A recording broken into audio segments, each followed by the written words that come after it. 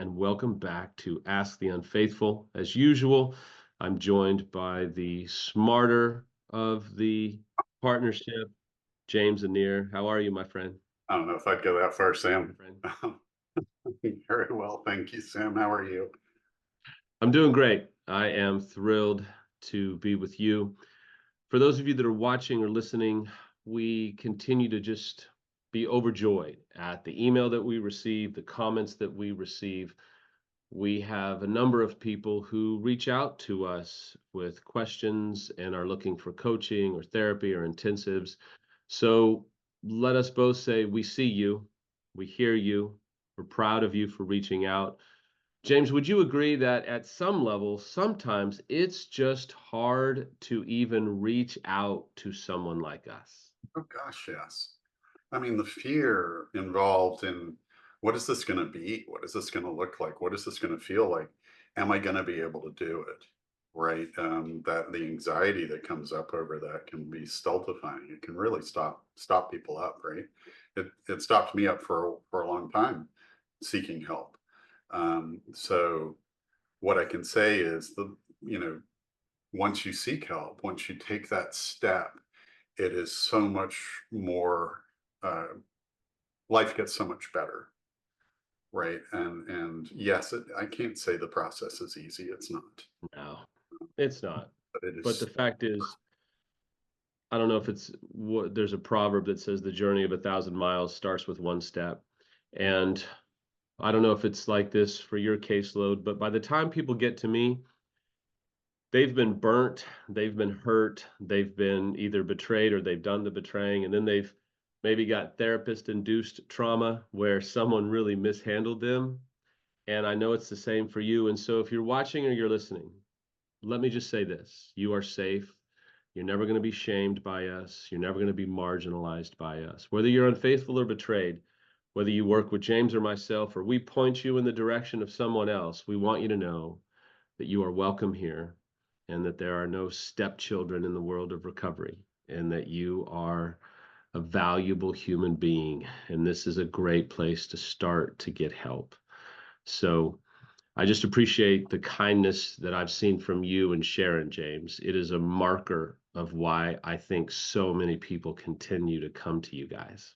We just love what we do, and we had to go through our own personal hells, if you will, and then our own personal one as a couple, because there wasn't really the kind of help that's available now. There wasn't much training out there. There were just old sorts of ways of looking at things that disregarded partners, and Right. and so we've taken all that we learned in our personal journey, plus what we're certified in and licensed in, and we're bringing that all to bear so that people don't have to go through what we went through, and can have that distilled stuff. And we really love working with couples, with individuals.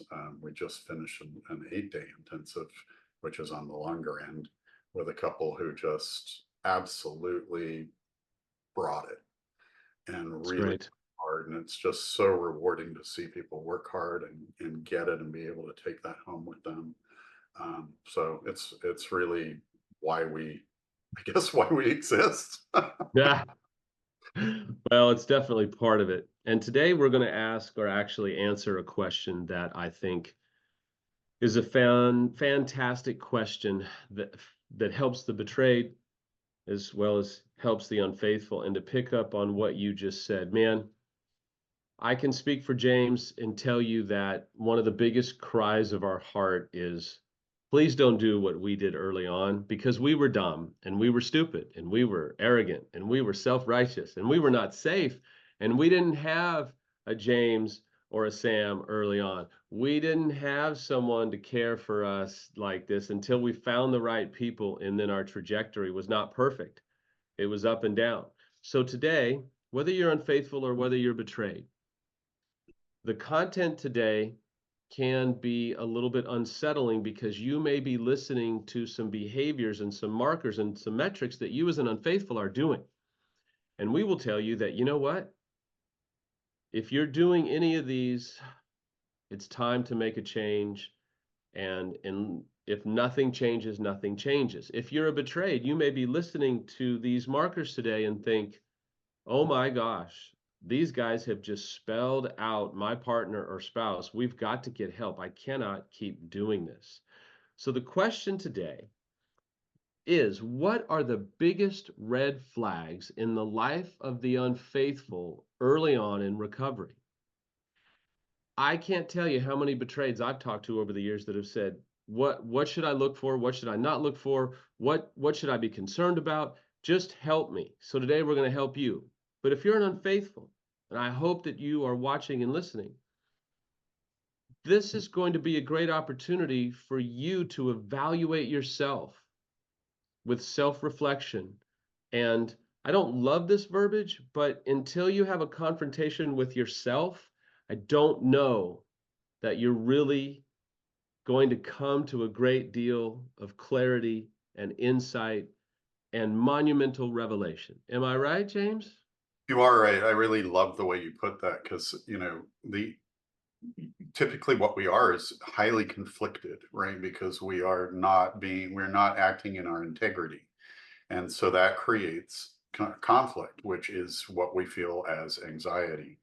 And then the only way to get through that conflict is to confront it within ourselves. So where am I conflicted? Where am I acting outside of my integrity or my value system or my whole self, right? And then we can go up when we see that, we can go up against it and say, okay, how do we resolve this? So that kind of confrontation, internal confrontation, removes that conflict because then it allows us to enter back into our integrity, our wholeness. And when Right. we're acting in that space, then we actually are really good partners, the partners that we're really wanting to be. And then we can continue that over and over again, getting consistency within that. I think it's the we can be the partner that we want to be, because I think we all want to be great partners. We don't know how to get there, and we need a roadmap. So why don't you start us off? I've got some great things I want to talk about that I've learned from experience and helping people, but start off with some of the biggest red flags in the life of the unfaithful that you can bring to light for the betrayed as well as the unfaithful. So I think overall, sort of an umbrella idea here would be making a living amends. So living our amends. So Mm, we can make a formal amends. An apology.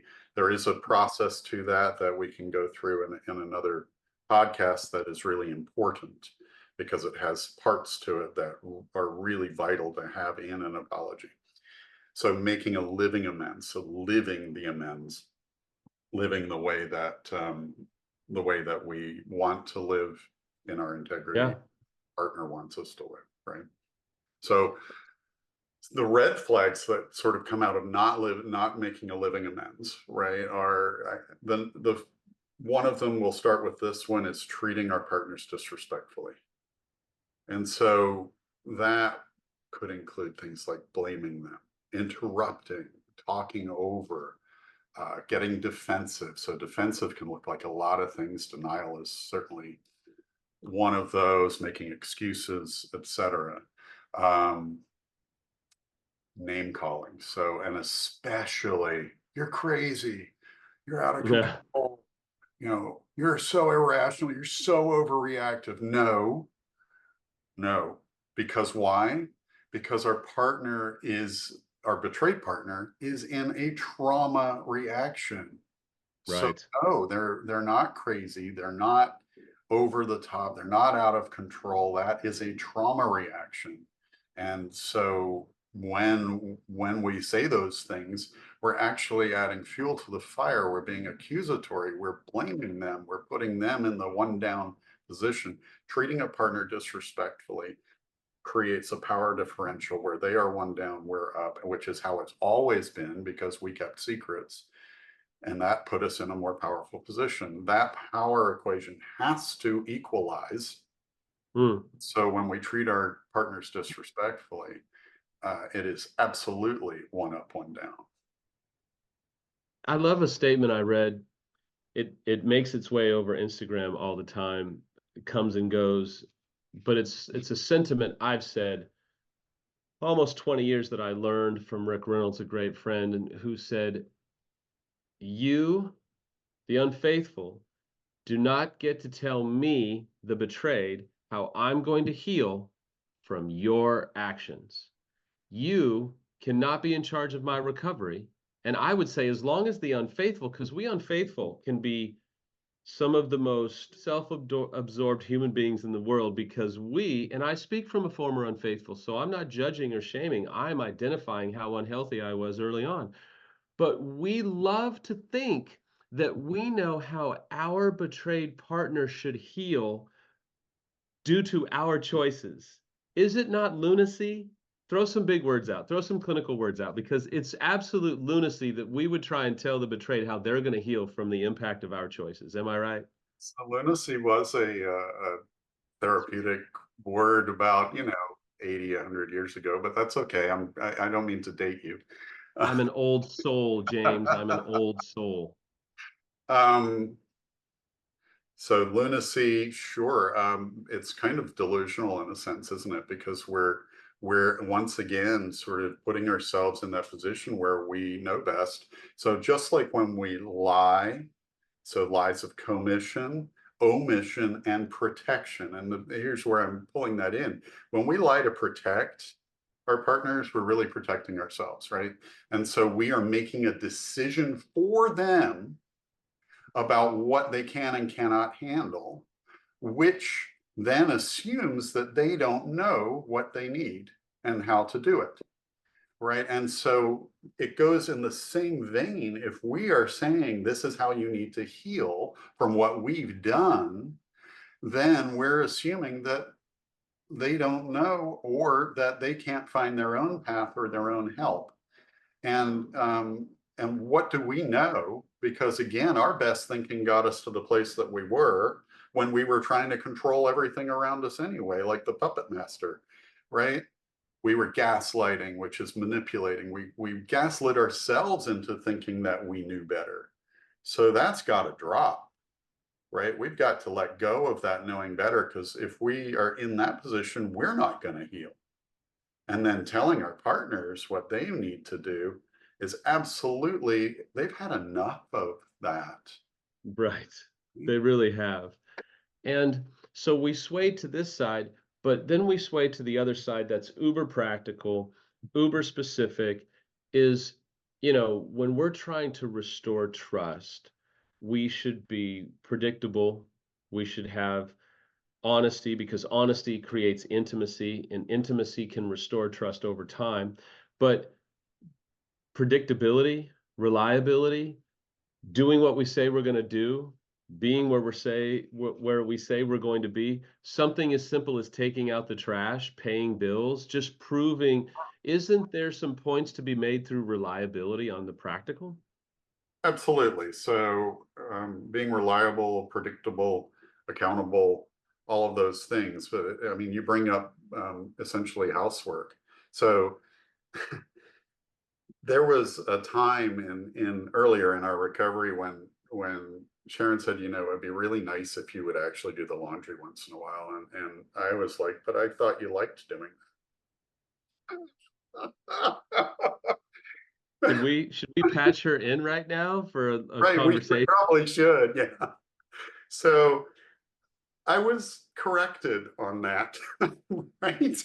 And so since I realized, oh wow, all of these things that Sharon does, and I just assumed, and it's not all just household stuff, but there needs to be a balance in that. It's a great way to practice actually bringing up that power level so that it's even, so that we're helping in the house, helping, which means doing half the stuff, right? This isn't the 50s where it was sort of accepted. It's not okay, because it just continues to create that power differential. And that is not okay. That's assuming all sorts of things. And in fact, it also assumes that we're better than. Well, I love the fact that there's something to be said, whether it's a male unfaithful or a female unfaithful, that says, I see you. However, I can help your life be easier, I want to do it. If it is housework, if it is paying bills, if it's kid-centered stuff, how can I show you that I am now trying to become more self-aware than I've ever been? I am no longer on autopilot. I am no longer living in a different world, disconnected in my own self-absorbed world. This isn't going to fix everything, but it's a step that they can take to say, hey, let me give you a green flag. Let me show you that I care about your life. How can I support you? If it's house stuff, if it's making dinner, if it's showing, I think the umbrella, I like that term earlier. You know what a great umbrella would be is no longer just living for your own needs, wants, and desires. Yeah, exactly. So how do you show that in these very practical things? It really shows a betrayed partner. Okay, look, I am committing to this on a very basic level, right? It's not the nuanced emotional level, but it really does show. Okay, here's the step that I'm taking because I recognize what you've been doing all this time and how unfair that is because it takes up so much of your time. And then we extend this further though, right? In terms of what does our partner need if she needs to have time or he needs to have time to go and do things that are self-loving acts. So whether those are going to groups or heck, going and doing something that they really like to do. So we had a client at one point whose wife really loved, she was a tennis player, right? Hmm. But the problem was where they played tennis and golf before was filled with people that he had acted out with. Oh, So she couldn't tolerate the idea of playing tennis with other women who he had flirted with or been involved with. Of course, right? So one of the things that we got him to do was to say, where would you feel comfortable going and playing tennis? And he bought the membership there for her to be able to do that. Right. So I know that seems very basic, but that kind of support of what she needed was so important to her because she loved tennis.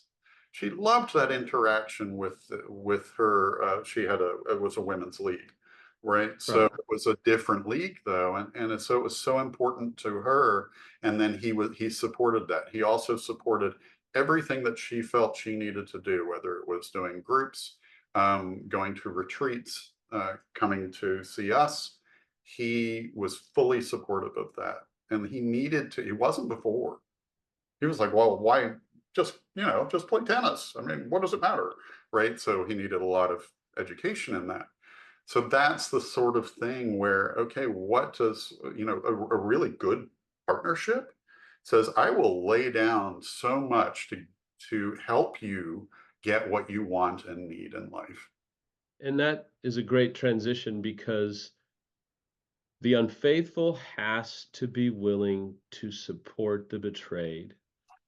And when there is any type of resistance, when there is any type of suspicious behavior, the betrayed doesn't feel safe. It's a red flag. Yep. And oftentimes, betrayed spend so much time evaluating, Sam, is this seems suspicious, am I right? Because they've been gaslit, because they've been lied to, they've been put through the ringer. And due to trauma causes us to lose trust in ourselves. It causes us to reevaluate our own judgment. And we don't have time to go into that. It's just a fact.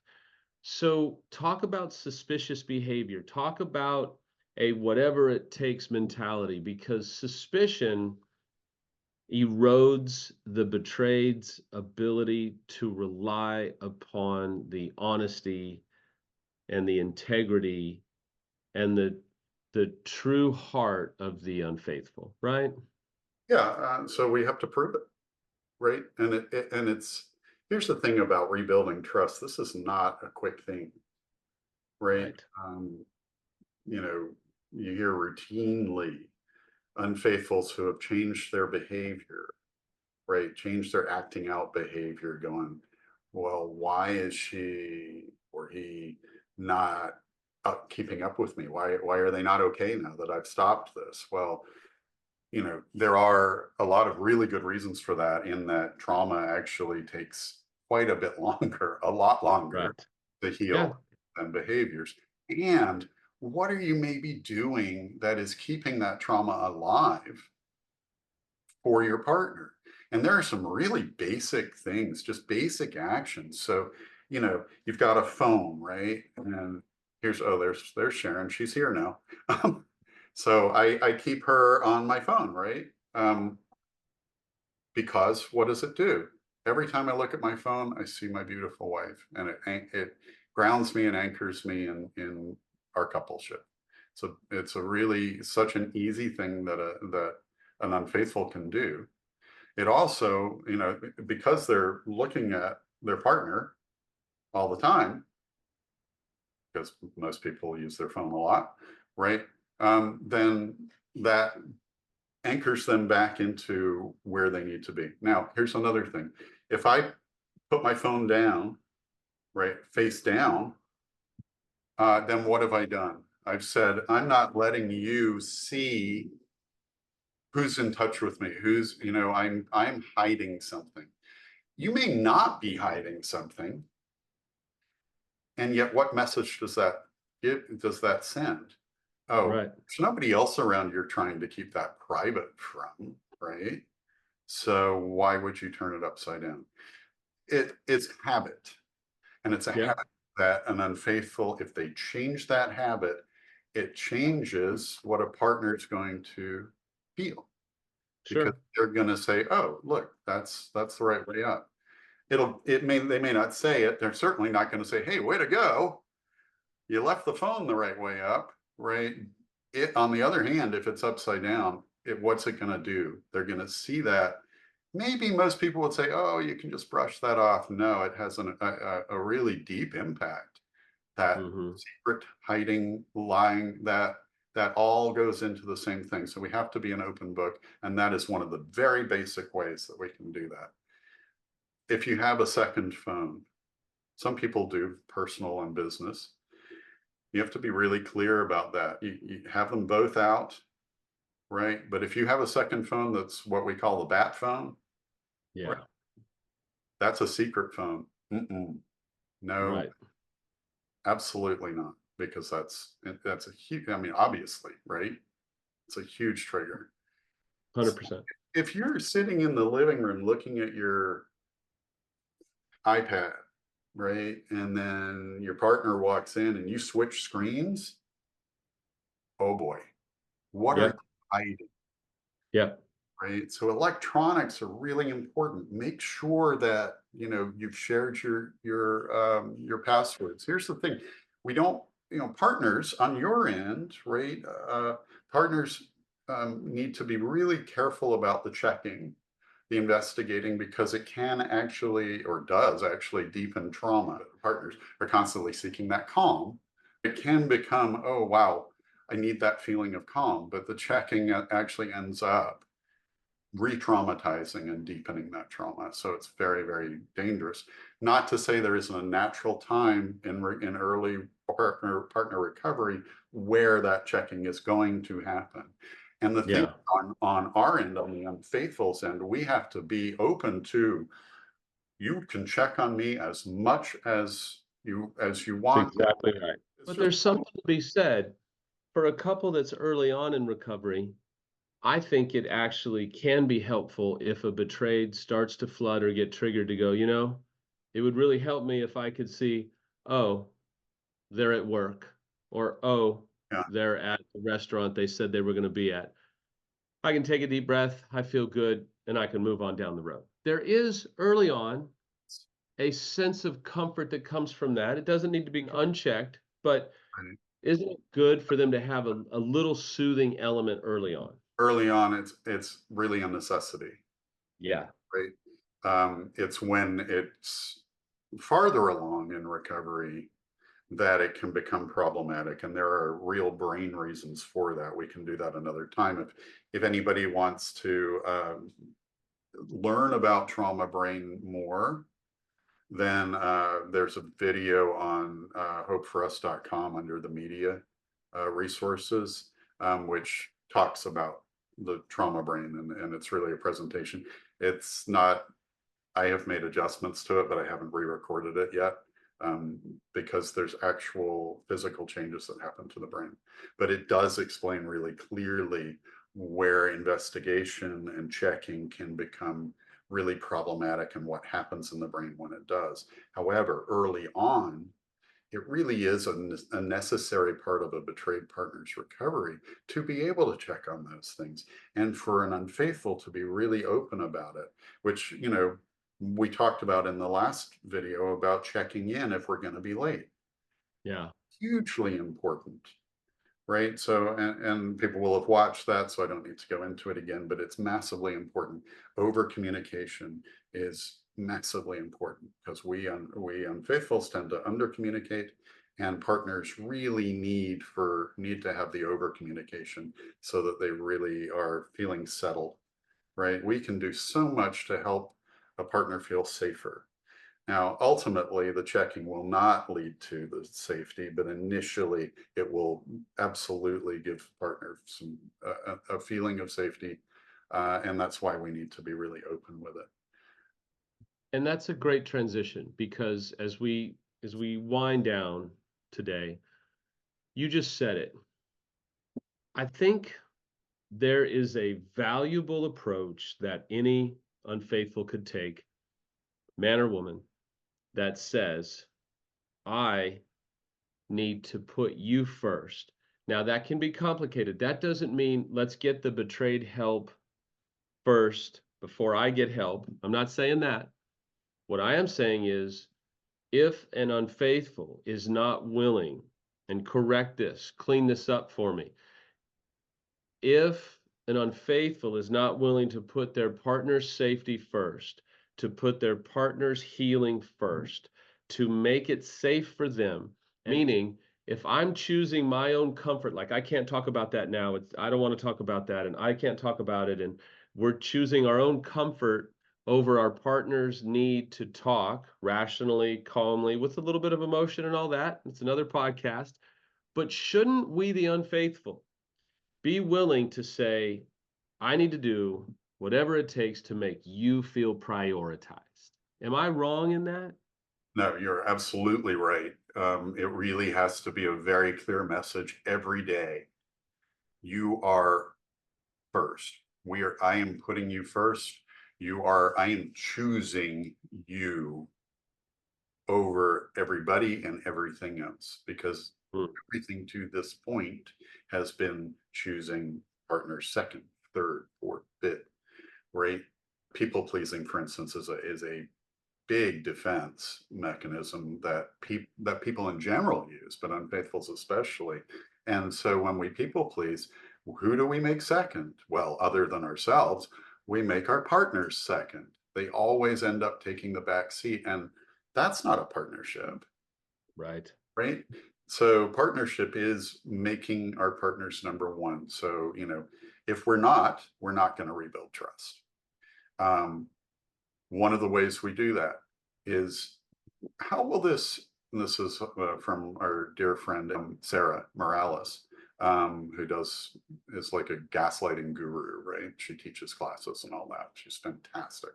She talks about intent versus impact, right? And so impact, how is this going to impact my partner? Intent doesn't mean anything if it impacts badly or harmfully or hurtfully, right? So we have to constantly consider, how will that impact? One of the things that we came up with really early is, if your partner cannot be standing beside you going, yeah, yeah, yeah, waving pom-poms, whatever, right? That the decision you're making is really great, don't do it. That's excellent. Consider that. It really, Excellent. really helps. Would my partner be really happy with this decision I'm making? whatever that decision is, and get really minute about it, because we make decisions all day long. And if we're not collaborating and including our partners in those decisions, then what are we doing? We're excluding them, and that is going to repeat that trauma over and over again. So it has to be about us or about my partner to try to bring back. So if this is where it's been all about me, and this is all about us, it has to swing this way a bit so that our partner is first and feels first for long enough to where that will come back into a really beautiful balance for a new relationship together, right? So it has to be all about partner or all about us. Every decision, collaborate, collaborate, collaborate. If you don't work on developing empathy, compassion, looking at that intent versus impact, it's going to fall flat. It's really it's not rocket science, but it is rocket science of the heart. I'll say it that way. Right? Because really, it's not necessarily the problem, it's the heart that you bring to the problem. It's the heart that you bring to the fact that your partner who's betrayed, who has had their lives decimated, just wants to know where you're at, just wants to see your email, just wants to have your phone turned up the right way, just wants to have some type of reliability and predictability. If we can't show a commitment to helping them feel loved and cared for, if our heart is resisting these things that James and I have discussed today, if our heart is resisting that, there has to be a point where we look at our heart, where we ask ourselves, why is this so difficult? Right, James? Yeah. Yeah. So resistance is one of the three key things, and we can do another podcast on that the world gives us to be able to grow as human beings. So when we're resisting something, it's what's most important to look at and go toward, right? Mm, That which we resist persists and will show up in basically fate. It'll show up in things that trip us up until we pay attention to it. So if we know this going in, we can work on it directly. So we can honor agreements between partner and me, right? We can honor the boundaries that are set to keep a partner safe. When we're out, here's something that's a really good concrete one. When we're out together, let's say at a restaurant, don't sit with your back toward the wall, because what does that do? Your partner's back is to the rest of the restaurant. We're then able to look at whomever we want. So do the opposite.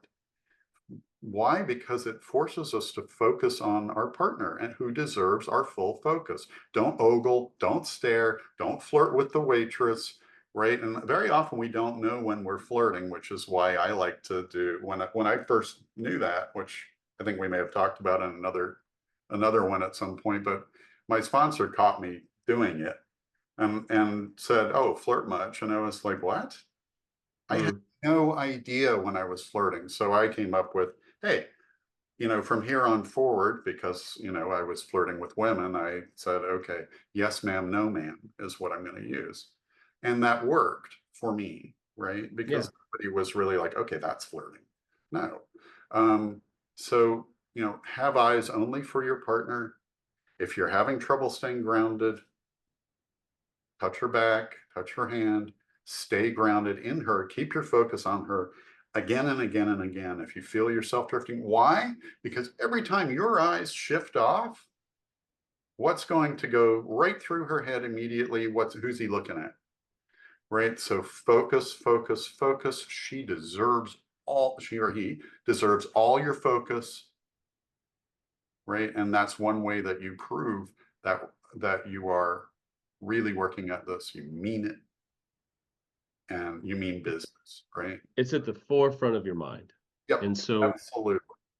we want to thank you all for joining us today. There's a wealth of wisdom in here. If you're an unfaithful, I hope you took notes. If not, I would strongly encourage you to watch it again and take notes and even talk to your betrayed about it and say, hey, what do you think about this? What are some real priorities? Would this help you? What do you need from me? to feel safe or to feel safer. Maybe you're a little bit further on in recovery.